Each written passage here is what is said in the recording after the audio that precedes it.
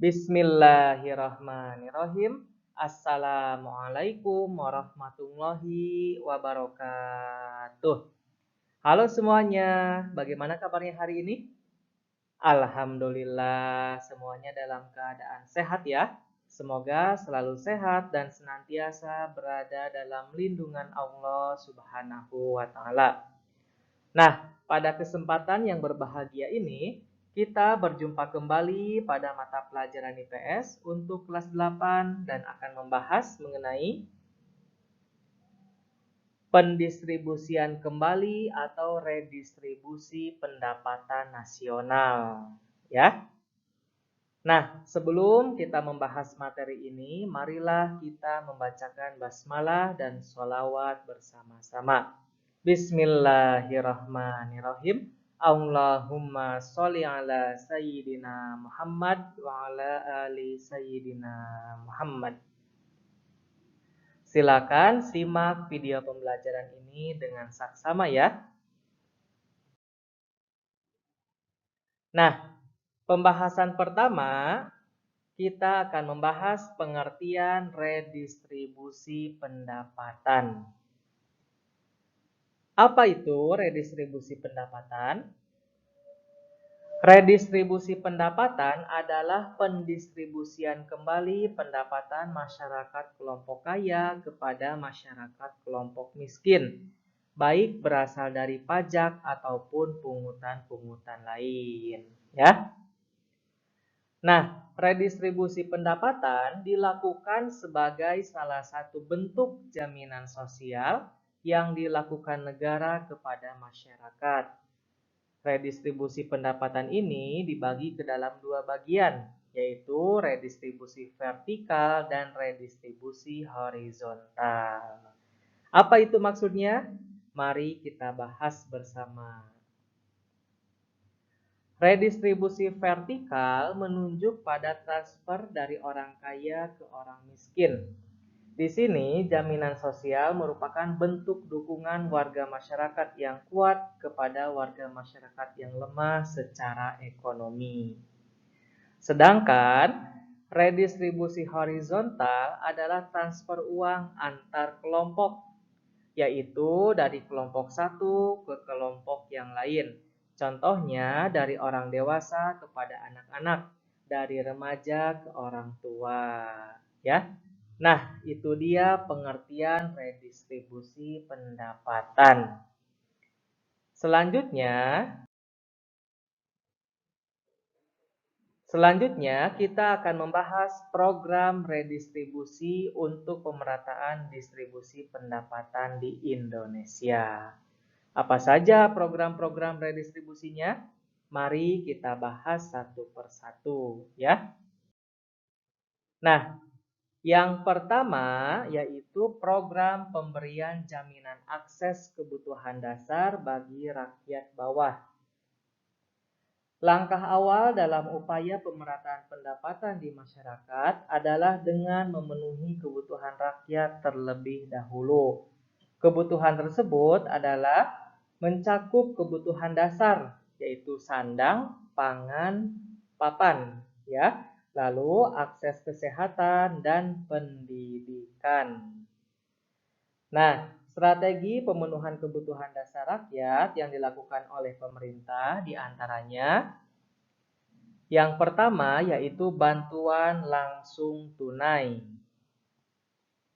Yang kedua, program Keluarga Harapan. Yang ketiga, jaminan sosial. Yang keempat, bantuan operasional sekolah. Dan yang kelima, jaminan kesehatan masyarakat. Nah, itu dia beberapa program pemberian jaminan akses kebutuhan dasar bagi rakyat bawah. Berikutnya, yaitu program kredit lunak dan penjaminan kredit lunak berbasis komunitas. Nah, kapan rilis program-program kredit lunak ini? Pada tanggal 5 November 2007 telah diresmikan program kredit usaha rakyat ya, atau KUR.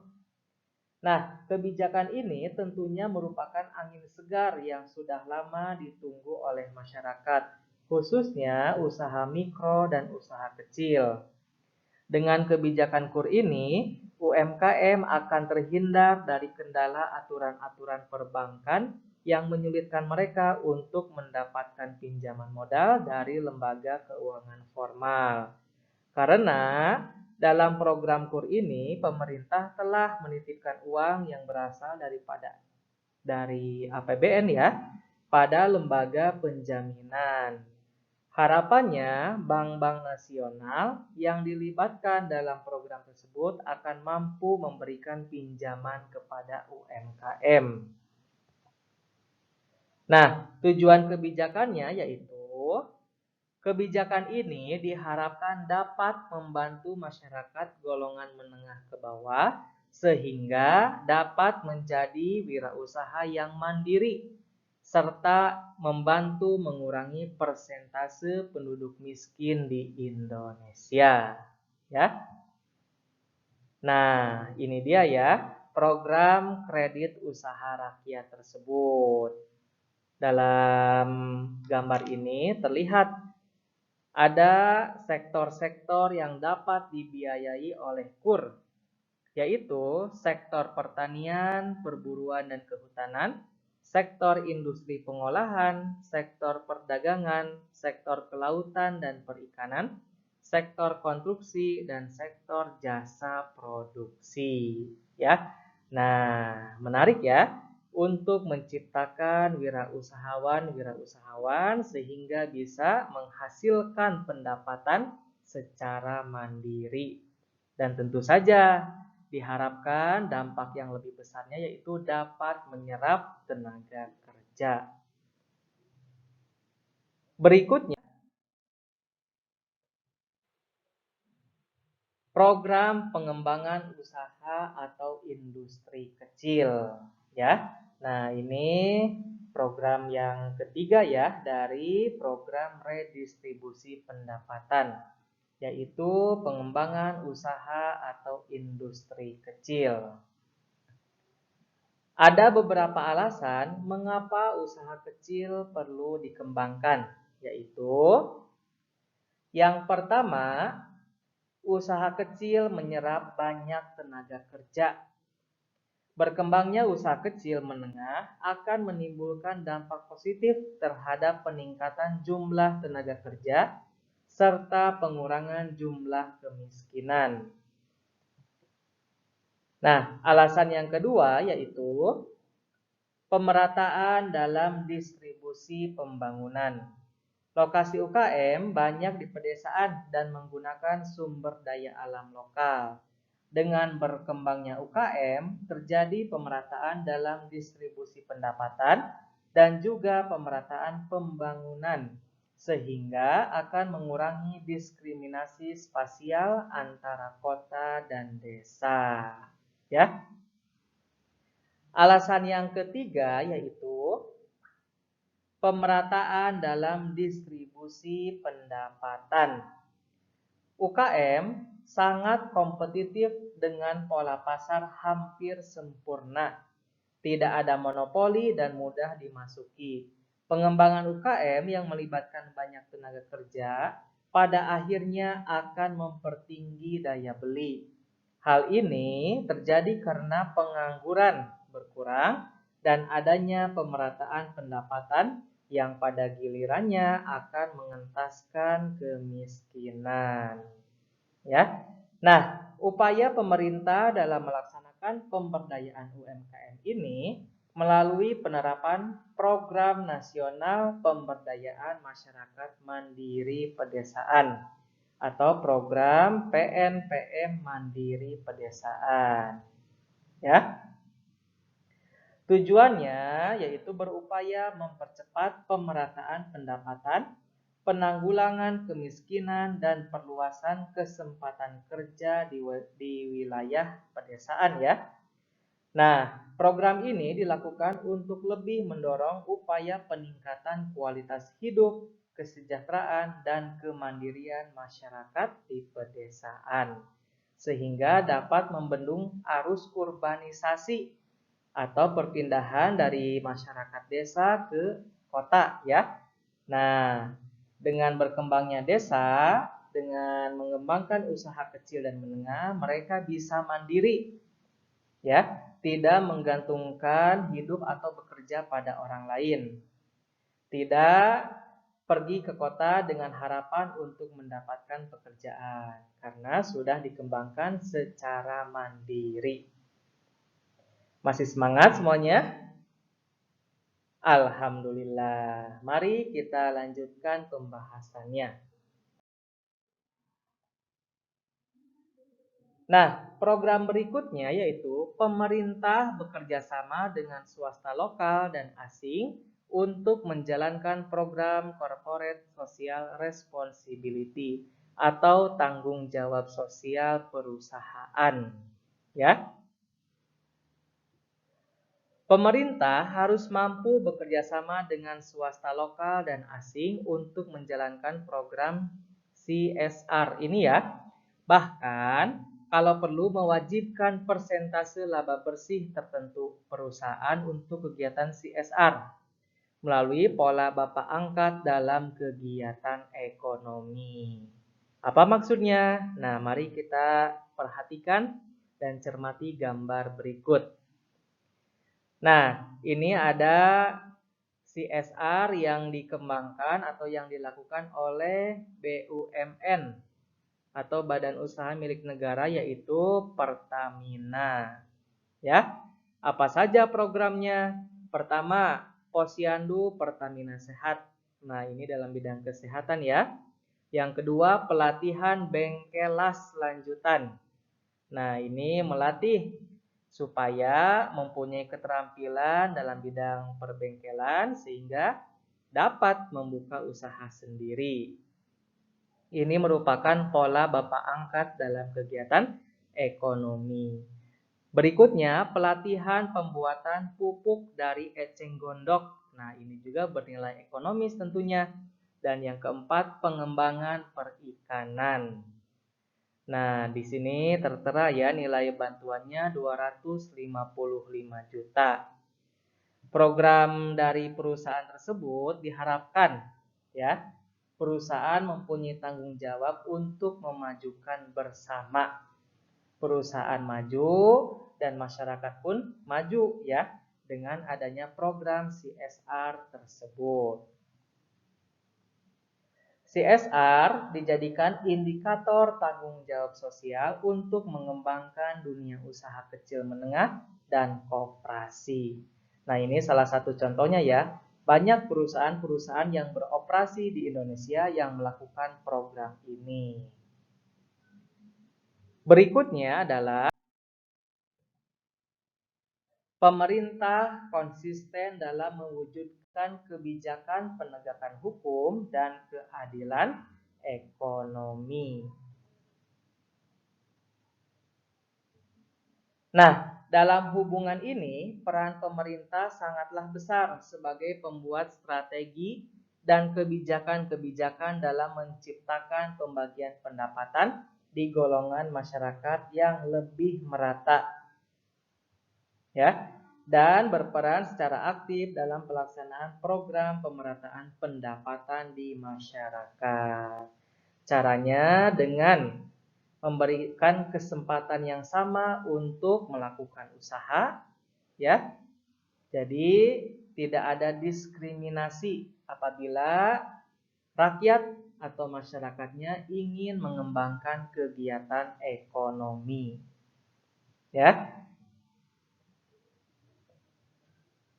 Nah, dan yang kedua, pemerintah secara konsisten mewujudkan penegakan hukum sehingga dunia usaha nasional dan asing dapat melakukan usaha secara berkesinambungan untuk menciptakan lapangan kerja secara luas demi terciptanya pemerataan pendapatan. Ya. Nah, ada perusahaan besar yang beroperasi di Indonesia, pemerintah sebagai regulator menerapkan hukum ya supaya perusahaan-perusahaan tersebut dapat menciptakan lapangan kerja, dapat menciptakan kesempatan kerja.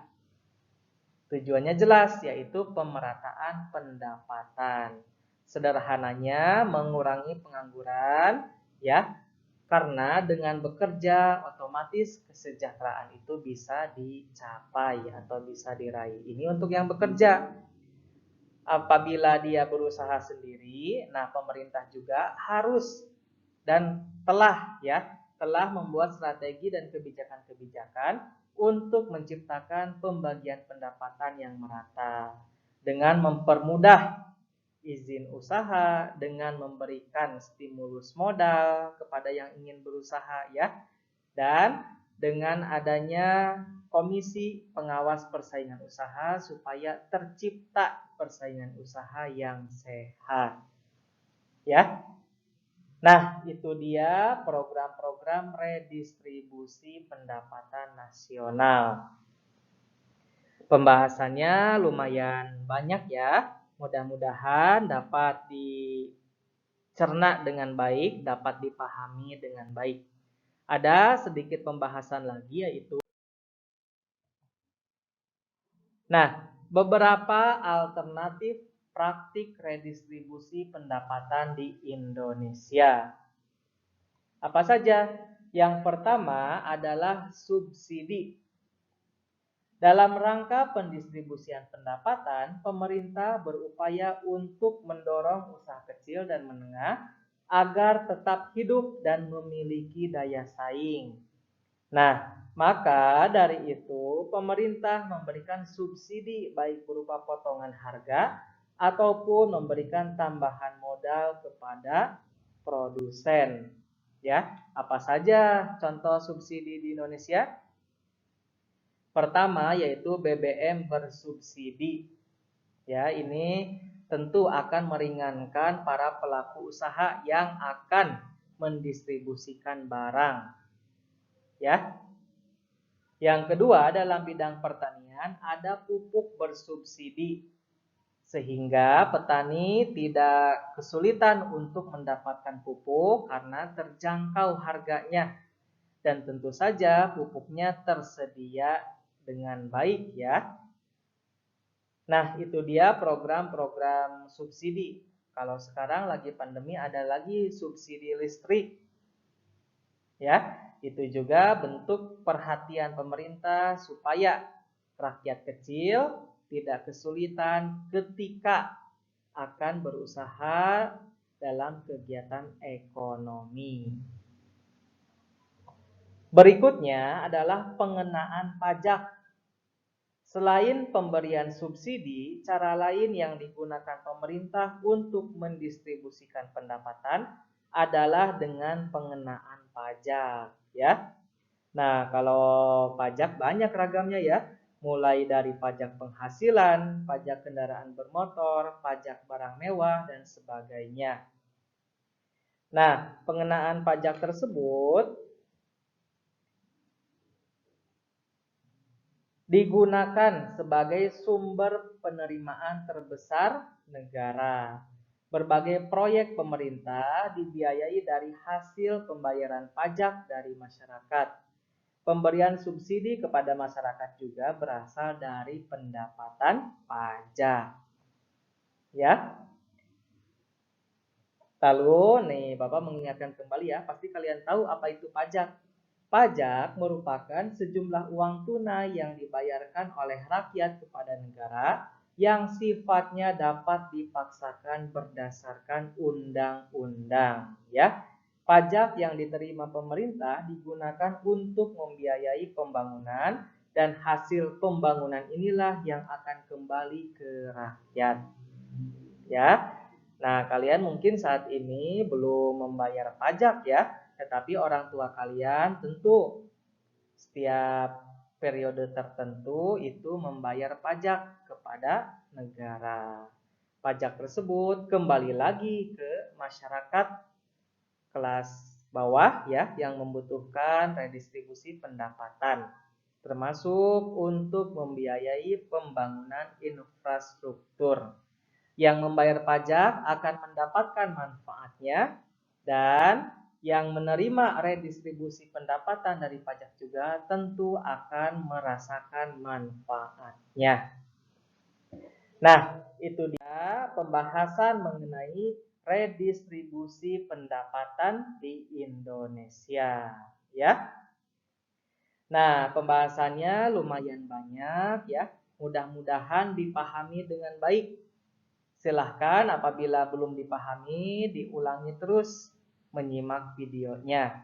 Terima kasih. Wa ma taufiqi illa billah. Alaihi tawakkaltu wa ilaihi unib.